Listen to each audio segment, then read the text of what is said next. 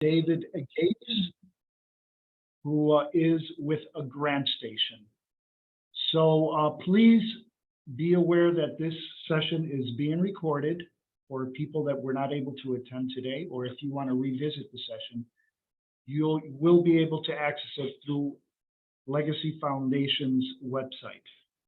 So as non-for-profits, many of us, if not all of us, spend a considerable amount of time fundraising and writing grants. Enter GrantStation. GrantStation is a platform that provides non-profits like you and me with countless resources regarding fundraising and grant writing. In fact, Legacy Foundation has partnered with GrantStation for the past few years in providing their platform services to non-for-profits at a discount. And Mr. Gates will be speaking about that, as well as he will be speaking about an opportunity that is available to you today regarding grant writing. It's a 6-session program that will run from July 17th through September 24th. And I'm going to ask Mr. Gates to verify those dates. Yep. And you will be able to access that training completely free if you register for that. And Mr. Gates will explain more details about that opportunity. So once again, this session is being recorded. Please be aware of that. The presentation will go for about 45 minutes with time for questions and answers at the end of the session. That said, once again, welcome to everyone. And I will now let Mr. David Gates do his presentation. Mr. Gates, thank you for being with us. Perfect. Thank you, Edward. It's great to be here. So yeah, as Edward said, my name is David Gates. I am part of GrantStation's online education team.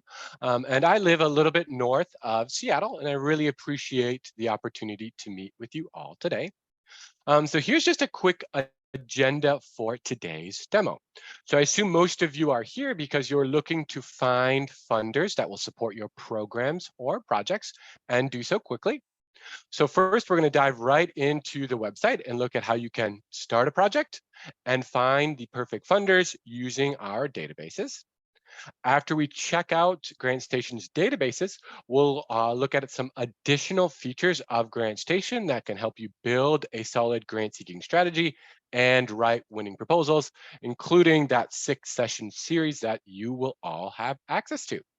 So all in all, that should take about 45 minutes. And then, of course, I will have time to answer any questions that you may have. All right, so I'm going to share my screen now and show you a little bit more about GrantStation.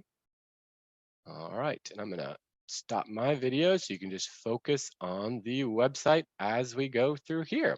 All right, so imagine you're getting to GrantStation for the first time and you want to find funding opportunities for your programs or projects. What should you do first?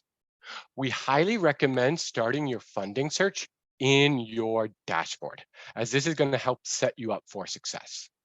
Now, to access your dashboard, you're going to go right up here and click My Dashboard. And let's start with a brief introduction. Now, your custom dashboard has a variety of features that we'll examine today, but it's designed to save you time and keep you organized in your quest for funding. So you can see here we have reports, projects, saved criteria, which would be saved searches, any saved grant makers. My plan is when you actually decide to apply for specific grant makers. And then we have any courses that you signed up for and any orders you made with GrantStation. So your dashboard is a great place to begin when starting a project. And one of the first steps we recommend is to complete a project description worksheet. And you're going to do that by clicking here on the Projects tab. Now, spending some time completing a project description worksheet is going to help you organize your approach when grant seeking, and it serves as a solid foundation. Beyond that, completing one of these project description worksheets will also allow you to receive automatic funder updates from GrantStation. So when we add funders to our database or we update funder profiles and they are aligned with your program or project, you're going to get an email from us. So you can kind of just imagine logging into your email on a Tuesday morning and seeing a perfect funding opportunity for your organization without any effort. And you can do that when you begin with one of these project description worksheets. So today we're going to go through 2 example projects to help you better understand GrantStation's capabilities. So for the first project, we're going to imagine that we're a nonprofit near Gary, Indiana, and our mission is to help remove barriers to employment for low-income individuals with young children by providing access to childcare and scholarships for high-quality early childhood education opportunities. And we're looking for about $300,000 in program support for the upcoming fiscal year. So the first step would be, if you're just getting started, add a new project. So that would be when you start with a blank project description worksheet. But as you can see here, I've already started the Child Care Services for Low Income Workers project. So let's take a look at that. I'm going to click on Edit to show you a little bit more. Now this is going to pull up the project description worksheet here. And you can see a variety of different tabs. So we begin with the project details, which include the description, your statement of need, and your budget. The project details are just for your reference. So you can add as much or as little information as you would like. Next, we get to the geographic scope. So to fill out the geographic scope, you're going to want to include, first, North America, next, USA, and then choose the states that you are working in. So if you're working in Indiana, of course, you check that one. But if you're doing any cross-border work, so if you're working in Eastern Illinois, you might check Illinois as well. Then we get to the areas of interest. So the areas of interest are a really important part of GrantStation that you need to familiarize yourself with. So you can see here, I've already found some areas of interest, and I want to explain this a little bit more to you. So I'm going to click on here, the glossary of search terms, to show you more about GrantStation search terms. Now, this page contains information about all of the search terms that you're going to find on GrantStation. And you can access this, like I did, through your dashboard, but there's actually a much easier way to get there as well. If you hit Find Grant Makers, Search Terms, it's going to bring you here. Now, our search terms contain descriptions of the key terminology used on GrantStation, and this is the same terminology used by grant makers themselves. And it serves as a great guide when doing your funder research. To use this area, you can either select different categories and look at them. You can scroll through and read about all of the different categories. But what I like to do is actually start by entering in some general keywords to see what might be a good fit for me. So since our program focuses on early learning and childcare, maybe I'll type in childcare and click on Apply and see what pops up. So now I see under areas of interest, key is education. We have early childhood childcare, and that includes aspects, but it's not limited to childcare, daycare, school readiness program, early childhood development. So this keyword would be a good fit for our program or project. But an important part of an effective grant strategy is to not just get stuck in one box. So not find this one keyword and then simply stop there. We always want to keep an open mind to see if we can find different types of funders by looking at our program through a few different lenses. So for example, I might, we're working with families, maybe I type in family, see what pops up. Good. And I see under education, literacy, but under social services and issue, I see families and things like strengthening families. So that might be a backup term for us, but may or may not be a perfect fit, but just a good idea to keep in mind. But then maybe we're trying to, our goal with this childcare is to prepare or help with job readiness. So maybe I search workforce and apply.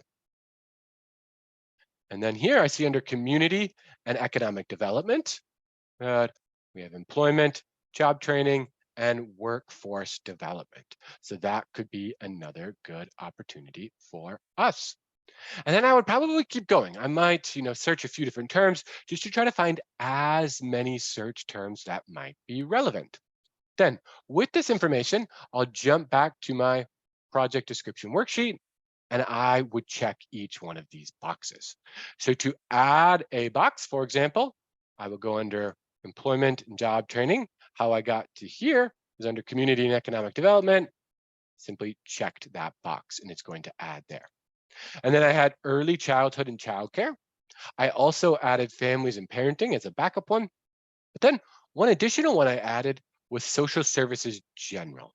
And these general ones can be a really good one to check out as well, because sometimes there are funders who have pretty broad ranges of support.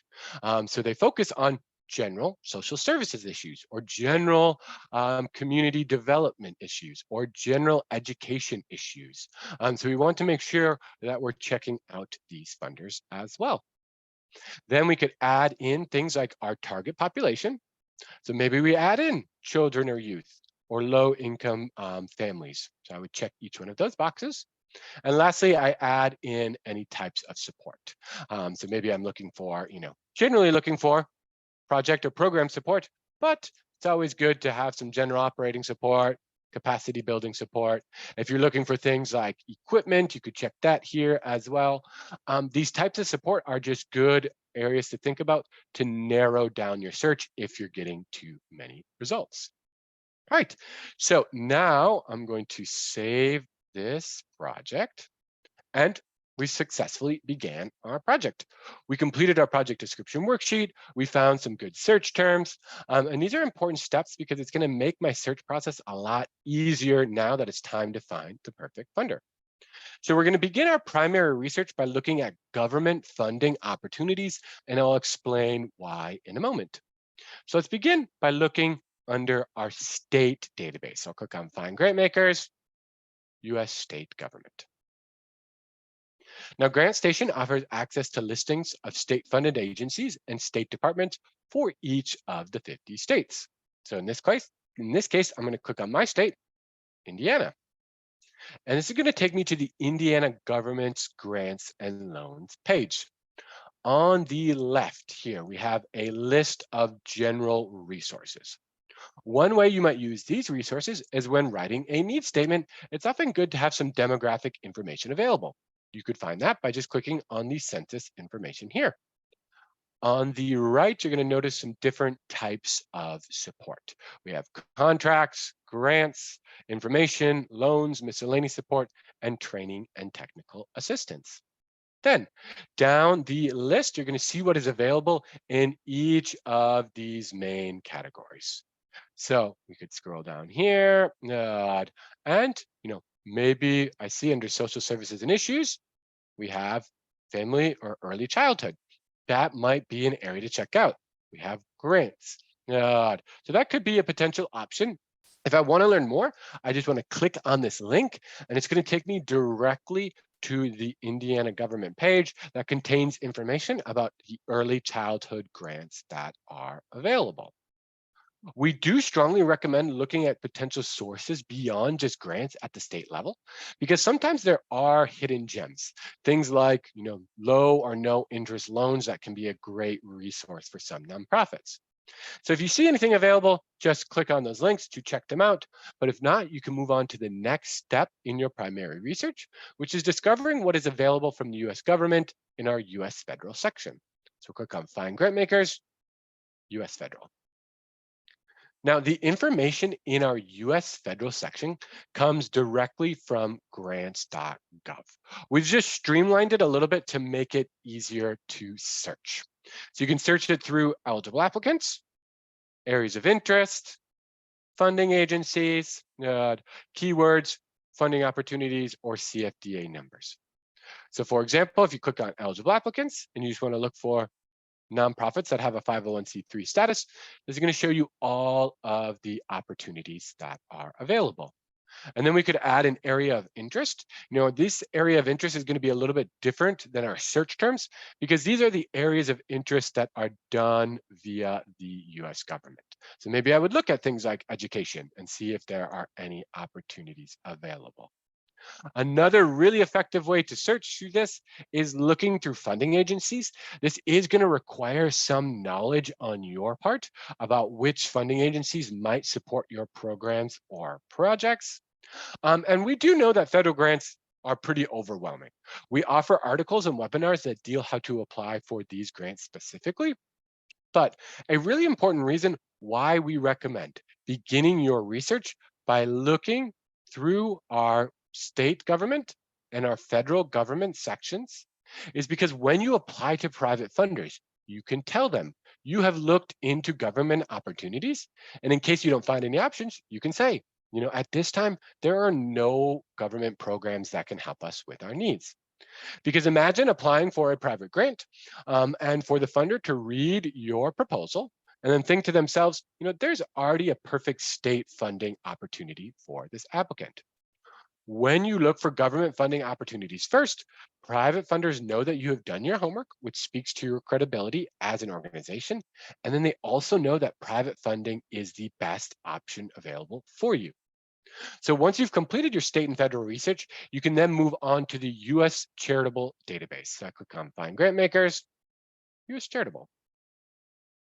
Now, GrantStation's U.S. Charitable Giving Database lists thousands of funder profiles, including independent, family, community, and corporate foundations, corporate giving programs, faith-based grant makers, and any association with a grant-making program. So these profiles are searchable here by geographic scope, areas of interest, target population, type of support, type of grant maker, and location of grant maker. So a lot of the things that we saw in our project description worksheet. So let's do a search for our childcare project. So we want to begin with the geographic scope. So I would start by selecting the state that I am looking for funding in. So in this case, we are looking for funding in Indiana. Let's click there. Good. And we have 355 results, probably a bit too many to look through effectively. Good. So then we want to add in a search term. So in this case, let's start by looking at the early childhood and childcare. So if I go under areas of interest, that was under education, the early childhood childcare. So let's check that box and see how many results we have. Okay, so we have 51 results. That might be a few too many, but oftentimes you can pretty quickly eliminate a lot of these by looking at the geographic scope and the geographic focus. So for example, I see that the Ball Brothers Foundation is giving in Indiana, but their focus is on East Central Indiana with an emphasis on Muncie and Delaware counties, so probably not a great fit. I have looked through this list a little bit just to streamline things. So I'm going to jump to page 3 for us. And we'll take a look here. Good. And I see here that the foundations of East Chicago is giving in Indiana and East Chicago. So in our general area. So if I want to learn more about what the foundation of East Chicago is providing, I'm going to click on this link. And this is going to take me to their funder profile. So I can learn a little bit more here, and I see that they focus on education and job training, including early childhood education. Okay, so they could be a potential lead. When we're doing our primary research, we're not looking for funders that are a perfect fit. We're looking for good leads. We're going to narrow down funders during our secondary research, which I will talk about in a moment. So since the foundations of East Chicago might be a good lead for us, I'm going to save them to investigate them a little bit more later on. So I click on save. This is going to bring up this box, and I would want to save them to my childcare services for low-income workers. And then I'm going to click save here. And then I would jump back to those search results. I can go through here. We'll probably check out a few more of these. Then I see the Indiana Economic Development Association. They're giving throughout the entire state. So let's click there and learn a little bit more about what they do. Good. So I can see that these grants focus on innovation with a focus on jumpstarting efforts to create a plan for meeting a community's unique needs to quality childcare. Okay, that could be another potential lead for us.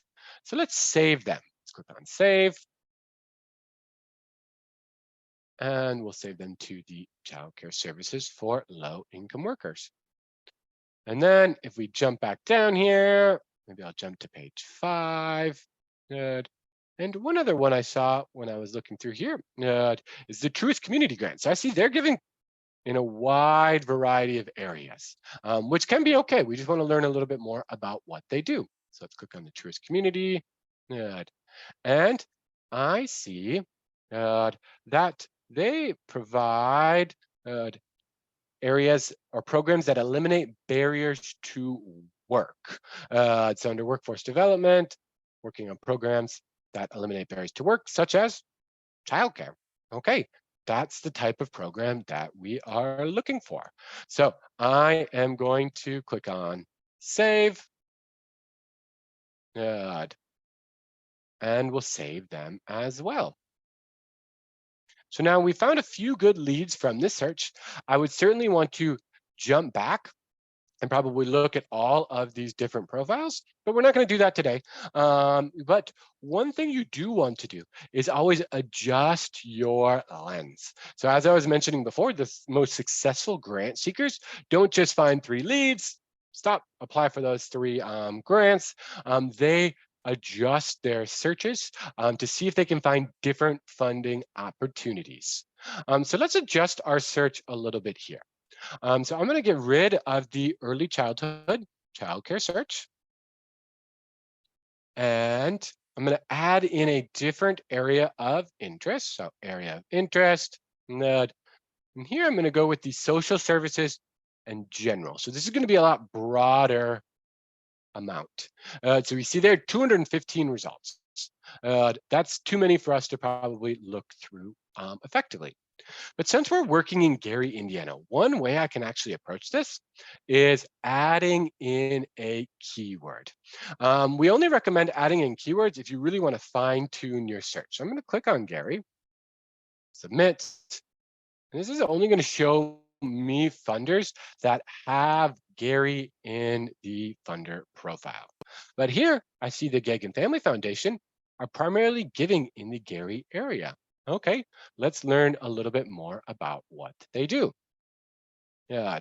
Okay, so I see that they're giving in the Gary, Indiana area, and they focus on areas of social services with children and youth. They have a pretty general profile at the moment, but that doesn't mean they couldn't be a good lead. It just means we're going to have to do more research about this grant maker to decide whether or not they are a good fit for our program or project. So I'm going to click on save, and I'll save them as well. Then what I could do is go back, look through these different funder profiles.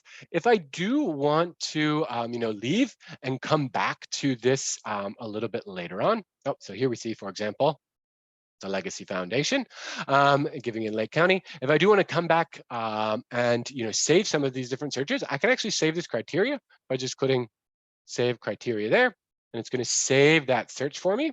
Good. And now we've done a few different searches here. So I want to show you where all of this stuff ends up. So I'm going to go back to my dashboard, and let's look at saved criteria. So we can see here, these are some searches I've done in the past. So we have Gary. If I just click on run, this is going to bring me back to those search results that I was just looking through. Good. This can be a really good thing to utilize if you just want to save time. If you found some good mix of different search terms, you can just hit run at any point and it's going to take you back there. Next, let's jump to the next tab in our dashboard, which is the saved grant makers. We'll click on save grant makers. And we see those 4 funders that I found before. Good. So we found some good leads, which is great. But let's imagine, we just don't have time to apply to all of these different funders. We have a pretty small team, so we really need to prioritize our leads effectively. And this is when you'd want to complete secondary research. So primary research is finding all of those different leads that may be a good fit for us. Secondary research is then narrowing down those leads to an effective list or those perfect funders. So secondary research, during secondary research, you want to research the grant maker, generate questions to help you determine if they really are the best fit for your program or project. And you want to look at things like their website, their IRS Form 990, and any previous funders that they've gone through before. If you're unfamiliar with secondary research, don't worry. Under our build strategy section, which we'll talk about a little bit later, we have here secondary research, which is investigating the leads. And this is a complete tutorial on things like the IRS Form 990, how to look into funders' websites, what questions you should be asking them as well. So let's do a little bit of secondary research for the foundations of East Chicago. And a great place to start is with their funder profile. So I'm going to return to their funder profile and learn a little bit more about what they do. So I can see here that I have their contact information, including the primary point of contact, which would be Jeanette, who is the community program director. Okay, that can be really useful information for us. I see here that this would be a link to their IRS Form 990, which can be a great resource for you to understand who they've given to in the past. So you can click on the irs.gov. If they have, links to previous grant makers, this would be listed here as well, but it doesn't look like they have that. I would also probably want to visit their website just to learn a little bit more about, who they are, the grants that they have as well, and any contact information I'd want to seek out. Good. And then after I do quite a bit of research, I would want to do the same thing with all 4 of these funders, with the Gagan Family Foundation, with the Indiana Economic Development Association Foundation, with the Truist Community Grants Foundation, and any other leads that I found. And then with this information, I can accurately prioritize these leads. And we also have a great tool to help you prioritize your leads after you've completed your secondary research called the Decision Matrix. So the Decision Matrix will help you prioritize your leads so that you're focusing on funders with the likeliest possibility of success and the least amount of effort. The key is really to maximize the return on investment of writing a proposal and managing an award. So let's do a decision matrix for the foundations of East Chicago. So click on Start Matrix. It's going to pull up that tool. So I simply go through the tool and answer each one of these questions. Do we meet their eligibility requirements? It should be yes. Is the funding consistent with our mission? Yes. If either of these are no, pretty much right away, we know that this is not a good fit. Then we want to look at the funder's priorities. Are we in their geographic giving area? Yep. Do we address the funder's areas of interest? And I'll answer each one of these questions on a range from 1 to 3. Then we look at credibility and readiness. If you don't understand what one of these questions is asking, you can actually just click on this link and it's going to give you some more information about that from our build strategy section. Lastly, we get to the effort and timing. How complex are their guidelines? Obviously, we want to prioritize, funders that are just a little bit easier to write proposals for. Do we have adequate time? And basically, what this decision matrix is going to help you do is understand if you've done enough secondary research. Because if you can't answer one of these questions, for example, does the funder require a match? If you don't know that, you probably need to do more research before you decide whether or not to apply for that specific funder. And then once you reach the end here, let's set out of the way, we're just going to save. It's going to give us a score. So what is that score? A score of 32. Let's find out. Is that a good score, bad score, middle score? So we see here 0 to 15. Consider dropping them from your list. So not a good fit. 16 to 30, these might be backup funders. And then 31 to 45, that's a good fit. get going on these applications. So if we actually completed all of that secondary research and we found out, that they were a good fit, then maybe we're going to add them to my plan and actually decide to apply for this funder. So I'm going to click on add to my plan, and done. Good. And now let's check out the last section of the dashboard for you. So this My Plan section is when you actually decide you're going to apply for a specific proposal. And you'll see here, we can click on Edit, and we'll edit that plan a little bit. So let's go with the first, we could add in the priority. So maybe this is a high priority project, the status. We're working on the letter of inquiry. Maybe after we researched the IRS Form 990, we learned that the Foundation of East Chicago often gives grants in the $45,000 to $70,000 range. So maybe we're going to cost $50,000. The application deadlines are going to auto-populate for us, and then the profile updated date is, that's about a year old. So that one will be updated very soon by GrantStation because we usually roll within about a year as our update time. Then we want to add in the draft when we want to complete the draft, when we want to submit by, and the expected decision date. And then I could add in any notes. So maybe I say Alice is working on this and click on save. And this is going to auto-populate all of that information for you. Now you could export this data to any calendar software or a CSV file. And then this could be also useful if you have a grants management software. We don't directly integrate with any grants management software, but most of them are going to allow you to import via CSV file. So if you just click on export, then you could import that information for you. So now we've gone through one entire project. We began with the project description worksheet. We found our search terms. We searched for funding leads. We investigated the leads with our secondary research. And then we finally decided to apply for a specific grant. Now, I know I went through a lot of that information pretty quickly, so I'm just going to do one more quick search as a review. So once again, as a reminder, we jump back to our projects tab to get started. So now let's imagine for our second project, a nonprofit in Lake County, Indiana's mission is to promote diverse leadership in educational institutions to serve as change agents to close the opportunity gap. They provide educational training, seminars, and advocacy. The organization continues to see growth and is looking for capacity building funds. So we see here that we're looking for diversity in educational leadership. I've already started this project, so let's learn a little bit more about what I did. Edit, look at that project description worksheet. So I got those project details, the geographic scope, North America, USA, Indiana, the areas of interest, so those search terms. I have education general, I have teacher and faculty development, I have social services general, and then I have race relations, diversity, and equity. Then with the target populations, it's more of a general one. We don't have any specific populations that we're working with.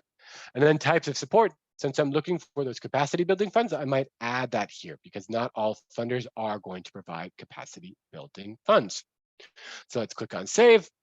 Then, of course, we might look into state and federal opportunities, but we're going to skip that now and jump right back to the US Charitable Database. And I'm going to remember all of those search terms and do a quick search for this program. So let's select state grant makers who give in Indiana.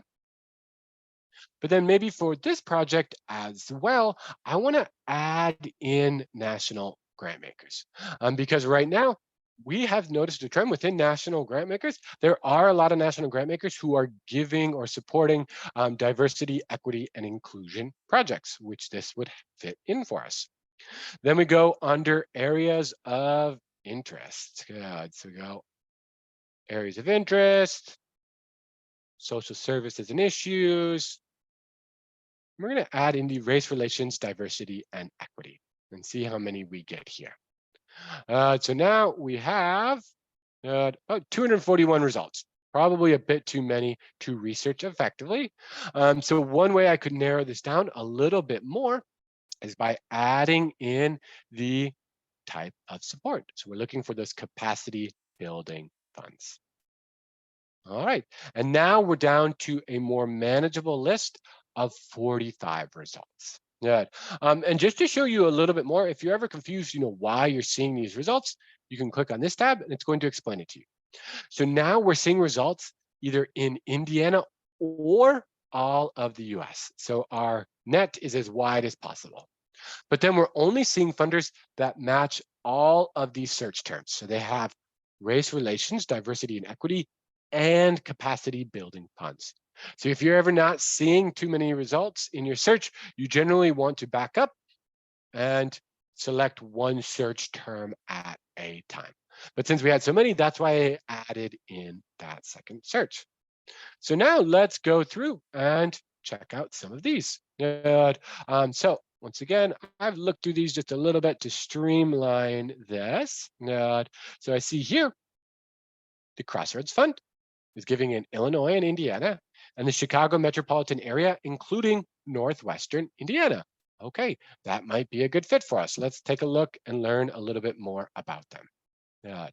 And I see that the focus is on organizations involving the people who are directly affected at all levels of the organization in planning, organizing, and leading, and working to continue building leadership within the grassroots community. Okay, so that could be a really good fit for us, that grassroots leadership idea. So let's click on save, and we'll save them to that program or project, the diversity and educational leadership. And let's just jump back quickly, see some other ones here. I'm going to go to page 3. And as I scroll down, I see that the Joyce Foundation, they're a more regional funder. So they're giving in the Great Lakes region, including all of these states. Okay, so that might be a good opportunity for us. So let's click on there. Okay, so I see one of theirs is with education and economic mobility. So the foundation works to increase the number of historically underserved young people who move up the economic ladder by ensuring equitable access to high quality education and jobs. And one of the funding focuses is on effective educators, including advancing federal, state, and district policies to ensure historically underserved students have highly effective, diverse teachers and principals. All right, the Joyce Foundation seems like it could be a pretty good fit for us. So let's click on save as well, because there's certainly a good lead. Diversity and educational leadership. And let's see if we can find one more funder here. I'm going to jump to page 4. And I see here the New School Ventures is just giving across the USR. So let's learn a little bit more about this one. So a very national funder.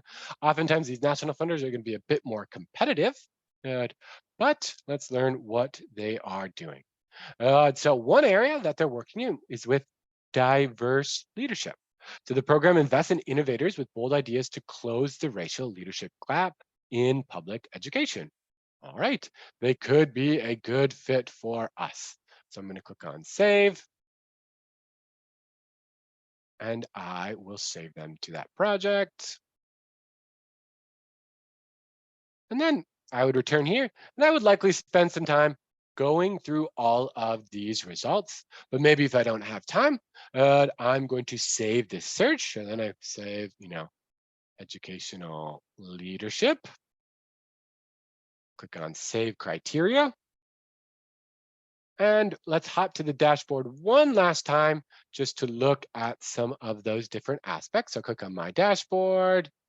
Remember that was saved criteria, shows us where those saved searches are. So that's that educational leadership search.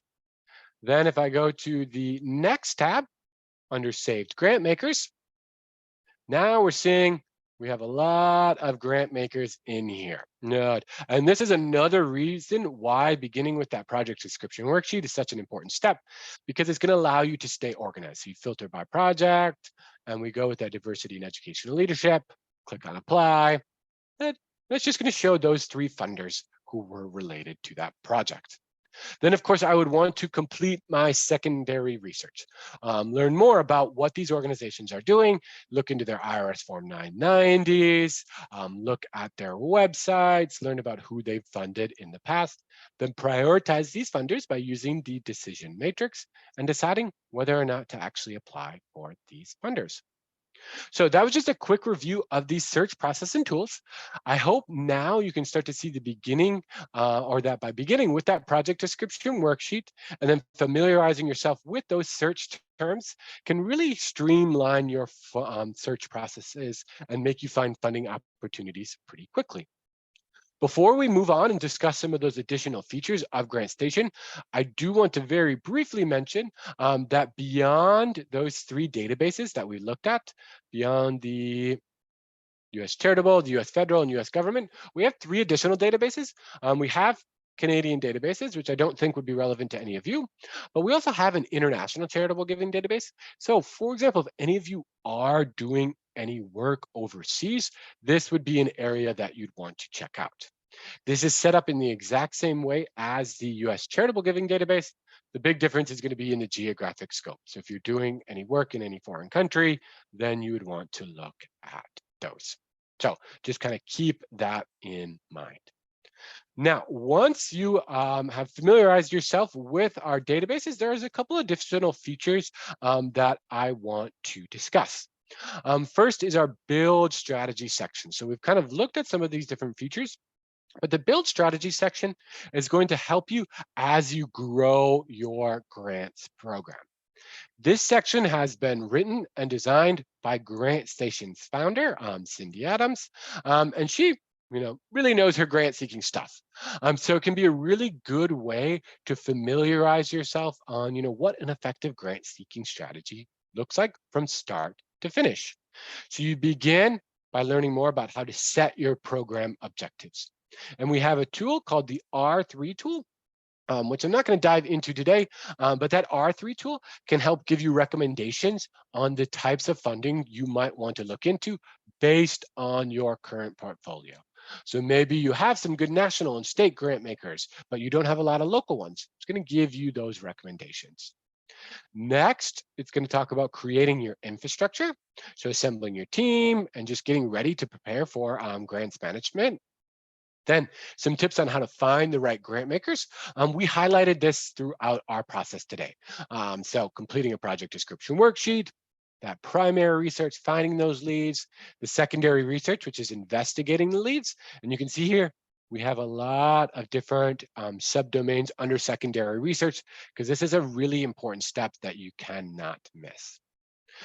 Then thinking about your plan. So actually thinking strategically, creating a grants calendar, and then adjusting your program objectives over time. So this is a really good area just as a learning tool to build that effective grant strategy. Then once you are actually ready to write a proposal, we're going to go into write proposals, go under our overview. And this area is going to give you in-depth information, whether you are a novice grant writer and just getting started, or an individual who is more experienced. You're going to find some good opportunities to learn here.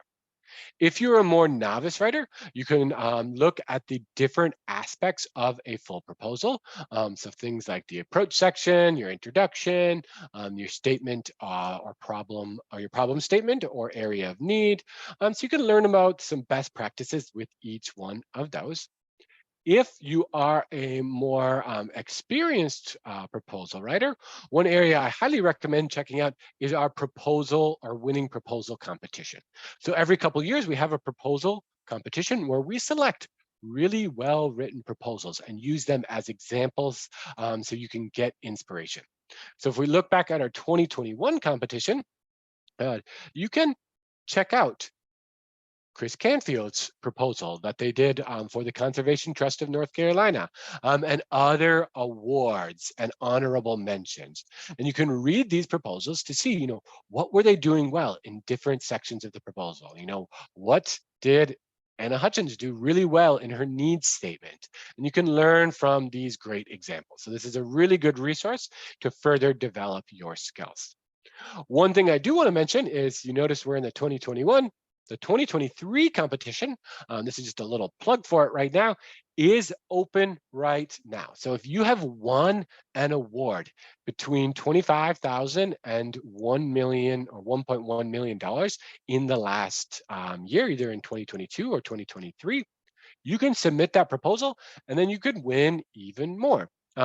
It's simply all you have to do, jump down here, enter in, attach that. It's going to go to our judges who are going to review that proposal, and you can win prizes. And the top proposal actually gets a $500 cash prize and 10 hours of one-on-one consultation with Cindy Adams, our founder. She is one of the smartest people when it comes to building a grant strategy. So it's a really valuable prize for the winner. So it just takes a few moments to enter any grants that you've done before, and you can use that or enter into that competition. And then beyond that, you can come back here in the fall and check out the ones that have won in 2023. The last section I want to talk about is our online education. So we offer a variety of live webinars. Our webinars are focused on different areas of nonprofit development, from fundraising, nonprofit management, and proposal writing. These webinars are not included in a GrantStation membership, but they are available at an affordable price. So for example, today we have one on writing capacity building grant proposals. We do offer a lot of free opportunities as well. So in July, we have one on the grantsmanship game, playing to win. So at least once or twice a month, we have some free opportunities. So make sure you come check out this area as well. And then we have a series called our Target Ed series, Beyond Us, our webinars. This series is run by GrantStation's president, Alice Runke. And these are deep dives into specific topics, and they're shorter webinars. So they're about 45 minutes, where it's 30 minutes of practical teaching, and then 15 minutes of interaction. Now, some great news for all of you. Our upcoming Target Ed series from July to September is all on proposal writing. So there are 6 different sections, from looking on how to read a request, an RFP, to building your background section, writing a compelling statement of need, crafting a process outcome evaluation, building an approach that gets noticed, and developing project budgets that make sense. For this series, we have partnered with the Legacy Foundation. So all of the Legacy Foundation's members get access to this full series for free. So normally it's $39 for each individual webinar per person, and all of you will get access for free. And so you just need to fill out I believe, a short form with the Legacy Foundation, and they're going to send you over all of that information so that you can join us. And you're going to walk through. I'll be hosting those sessions. It will be run by Alice Runke, our president. You'll be able to get all of your questions answered. And Alice has a really, really effective approach to writing proposals. So you do not want to miss this series. You definitely want to join that. And I think that wraps up all of the features of GrantStation. One last thing I do want to mention is that GrantStation's standard membership is $699 per year. At times, we run sales on that. So for example, we're running our summer sale right now. And through our summer sale, you can get a 1-year membership for $179. But as a member of Legacy Foundation, you can get it for a lot cheaper than that. And you can get it for $95 per year. So you get all of those features we just mentioned, all for $95. And that is by far the lowest price you can find GrantStation membership. Like I said, at times we offer sales that will go as low as $179. There are other special sales that might drop it down to $100, but it will never go below that. The cheapest you can get it is through our partnership program. And they're going to share a link to how you can access that membership as well. So I think, yep, you just drop that link right there. So you can use that to register and get that discounted price through Legacy Foundation. So that kind of wraps up all of the features. So I am going to turn my camera back here. And at this point, I am happy to answer any questions that anyone has. So either I think we could, I don't know what you think is the best approach here, Edward. Either people could enter in their questions or just unmute themselves. We can go with people unmuting themselves. And just to underscore what Mr. Gates just said, if you go to the chat of this presentation, you will find the links for the Target ED and for your discounted membership with GrantStation. That's only $95 a month because of our collaboration with them. So we are now open for questions or comments or reflections.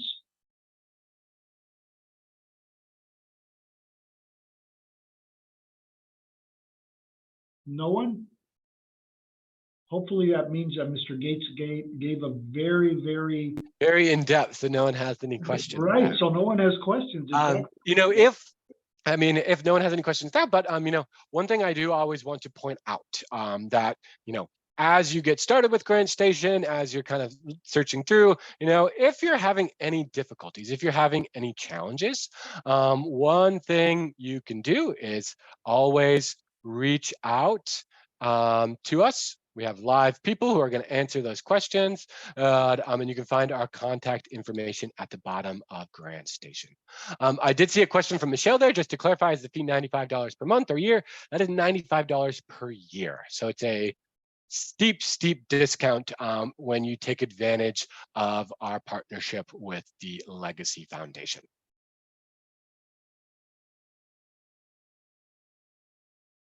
We did have a couple people come off mute. So if you did unmute yourself and you have a question, feel free to just jump on in.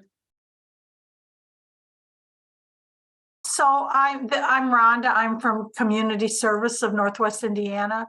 So we can go through the our portal where we apply for grants through the Legacy Foundation, and it's where those grants are to sign up for this. That is correct. Okay. Yep. Exactly. So once you sign up, you'll have a full standard membership with that. I did see a question from Diana. After the first year, is it then $699? It would be if you bought it through the regular price, but I would imagine our partnership with the Legacy Foundation will continue. And as long as our partnership with the Legacy Foundation continues, you will have access to GrantStation for that discounted price. And then Terry asks, how long will this offer be available for?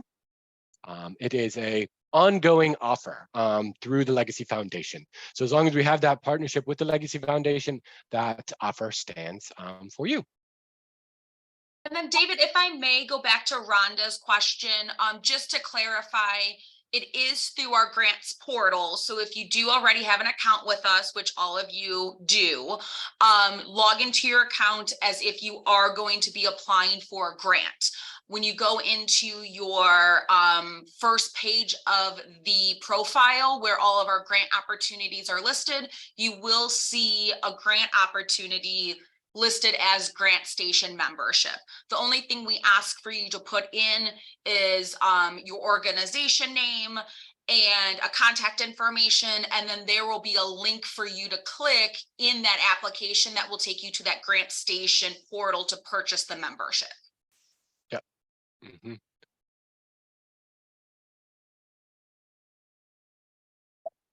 Excuse me. I had to step away for a second. I just need to know one thing. What was the cost of the membership one more time? It is $95 per year if you purchase it through Legacy Foundation. If you purchase it through GrantStation, it can be upwards of the $699 per year. So I would recommend purchasing it through the Legacy Foundation to get that deep discount. Okay, thank you. Asha, Yep. Thank you. I do have another question, but you really did do a great job on the presentation. I mean, just walking us all through. I mean, it was just very thorough. So maybe that's why there's not a lot of questions. Oh yes. But also for the online, what is the cost of the online education? Is it different prices or is it set prices? So our Target Ed series will be $39 per person per membership. But like I said, you already have access to all of those through the Legacy Foundation. Okay. Our standard webinar price is $69 for a single person to join or one organization. But if you want a group one, you can get it for $159 and up to 10 people can access that at a single time.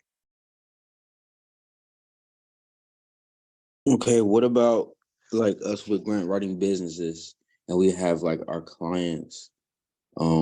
Is it a way where like I have a client that's one that is 501c that I would want to have an account with GrantStation, but you know, I would have like the master account and then they gotta have like a sub, like an umbrella. Is that able to be done? Do you guys?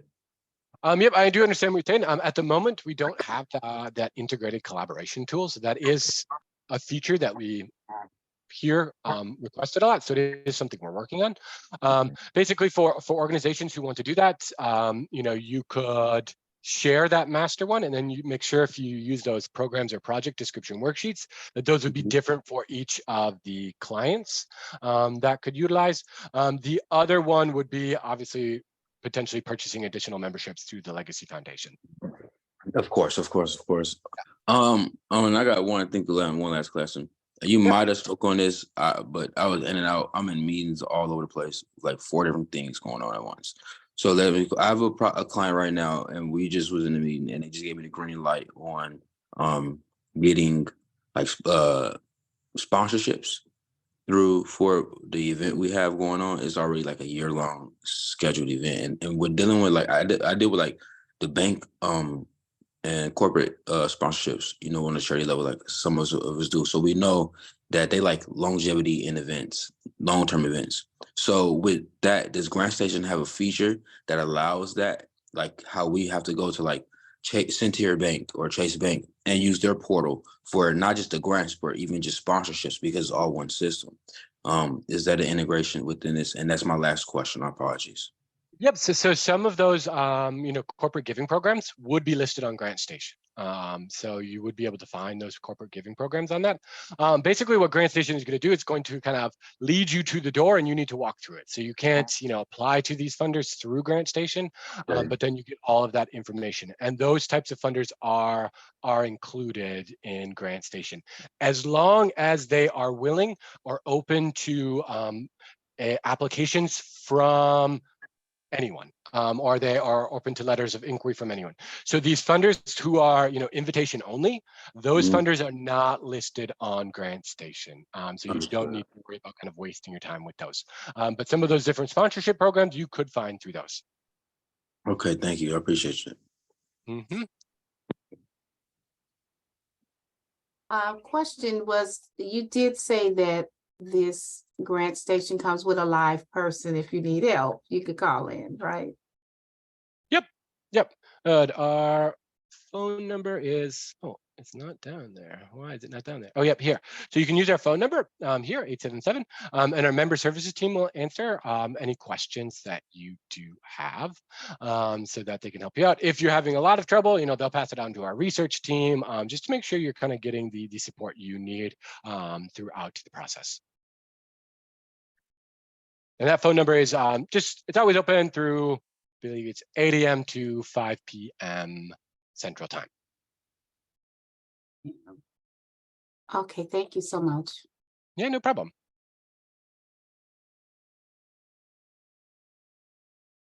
Any other questions before we adjourn? It's currently 10 o'clock. We want to be respectful of your time, but any questions? This is last call, please. All right, that said, I want to thank Mr. Gates for a very, very clear and informative presentation. I want to thank each of our attendees. And of course, I want to thank Ms. Miranda Fishback, who has been hosting this meeting. And it's the angelic voice that popped in to answer some of your questions. So Miranda, thank you. Mr. Gates, thank you. Thank you, everyone. Have a wonderful day. Perfect.